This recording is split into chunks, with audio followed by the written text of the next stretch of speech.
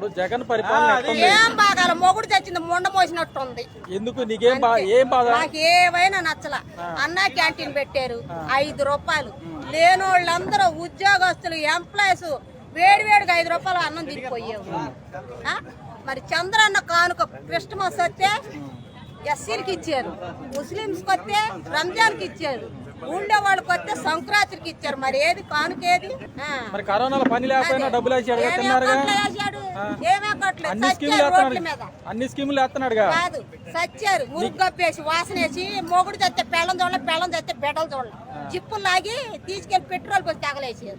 నీకు పెన్షన్ వస్తుందా? నాకు రాదు. ఎందుకని? నాకు కరెంట్ బిల్లు 18,000 వచ్చింది. ఎందుకు వచ్చింది నీకు? మరి ఎందుకు వచ్చిందంటే మీటర్ అమ్ముకున్నాడు, కరెంట్ పెట్టాను, మీటర్ అమ్ముకున్నాడు. మరి నీ మీటర్ ఎవరికో ఇస్తే ఎట్ట? మరి నేనేం చేశాను దానికి? వేసుకో నువ్వు. నెక్స్ట్ అధికారంలోకి ఎవరు వస్తారు? చంద్రబాబు గెలుస్తాడు, లేకపోతే లోకేష్ గెలుస్తాడు. అంతే, భారీ మెజార్టీ. గెలవడం అంటున్నారు కదా చంద్రబాబు. ఎవరు అంది? దెబ్బేసి గెలుస్తాడు. ఛాలెంజ్ చేస్తున్నా, ఎకరున్నారు కాస్త పొలం.